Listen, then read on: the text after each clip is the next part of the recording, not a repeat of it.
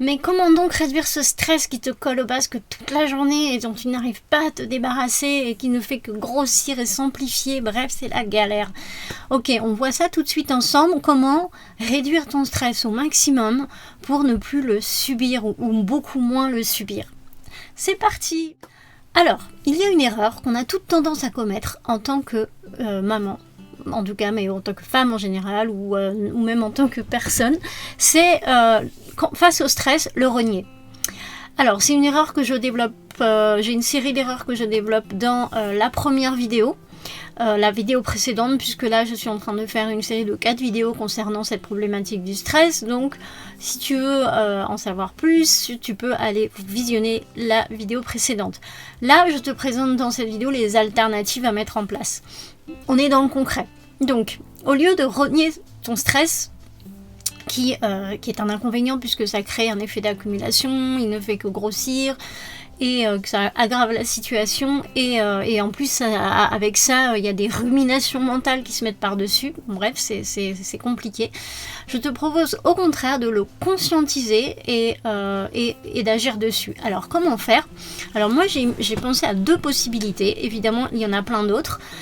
Donc moi ça m'intéresse, pour enrichir cette vidéo, que tu me dises en commentaire comment toi, face au stress, qu'est-ce que tu fais pour moins le subir et pour le réduire. Alors, je reviens à mes 2 possibilités. Donc la première possibilité, c'est le fait de décharger positivement ton stress. Alors, comment faire? J'ai imaginé un petit rituel en 3 étapes qui peut te servir, donc je t'en fais part tout de suite.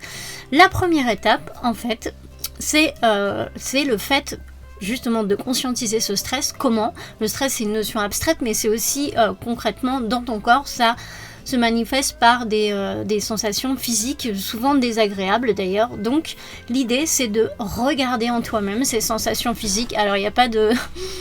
c'est pas un rituel bizarre, non, c'est juste, tu peux fermer les yeux et puis tu observes tes sensations physiques tout simplement. Et tu vois qu'elles vont évoluer au fur et à mesure et petit à petit s'estomper. Donc c'est vraiment, voilà, se concentrer là-dessus. Et une fois que tu as fait ça, la deuxième étape, ça va consister... Alors ça peut paraître un peu enfantin, un peu simplet, mais je pense que ça peut être... c'est sympa à faire. Tu fais une petite visualisation, je t'en propose une, il y en a d'autres qui sont envisageables. C'est une visualisation pour faire partir tes pensées négatives qui t'ont accompagné comme ça tout au long de la journée avec ce stress. C'est d'imaginer, alors par exemple, une petite boîte dans laquelle tu mets toutes tes pensées négatives et après tu te débarrasses de la boîte de la façon... qui te plaît le plus, je ne sais pas, dans ta visualisation, tout est possible, tu la jettes dans la mer, tu la brûles, enfin... comme tu préfères. Après, c'est l'idée de cette petite visualisation, d'une petite visualisation qui consiste à te débarrasser de tes pensées négatives. Alors ensuite, la troisième et dernière étape de ce petit rituel, alors elle est fun, c'est le fait de... alors si possible, si tu peux t'aérer, alors en ouvrant ta fenêtre, si tu es dans un appart ou un bureau, ou alors en sortant, si le temps le permet, c'est encore mieux. Voilà, d'être dehors, d'être dans une posture d'ouverture, parce que souvent quand on est stressé, on est au contraire dans une posture de fermeture, de contraction. Donc plutôt une posture d'ouverture, et vraiment là tu t'aères, tu bouges, tu mets de la musique, vraiment pour switcher cet état négatif dans lequel tu étais, et puis pour terminer ce rituel, voilà, tu ris, tu lâches prise totalement. Et voilà, pour pouvoir passer vraiment à autre chose après. Alors ça, c'est pas forcément un rituel qui prend des plombes, hein, ça peut être voilà, quelques minutes, et tu peux décider de le réitérer plusieurs fois dans ta journée en fonction de tes possibilités. Alors voilà, là je t'ai présenté la première suggestion pour pouvoir... dans le but de conscientiser ton stress et d'agir dessus pour moins le subir. Donc c'est cette décharge positive.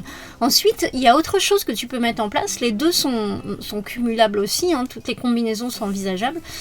C'est de pratiquer une respiration contrôlée. Alors, je ne vais pas m'étendre 3 heures dessus, tu connais ça, on en parle beaucoup maintenant de différents types de respiration. En fait, l'idée, en gros, c'est de passer d'une respiration qui est, quand on est sous stress, qui est souvent rapide et superficielle, à une respiration qui est plus lente et profonde.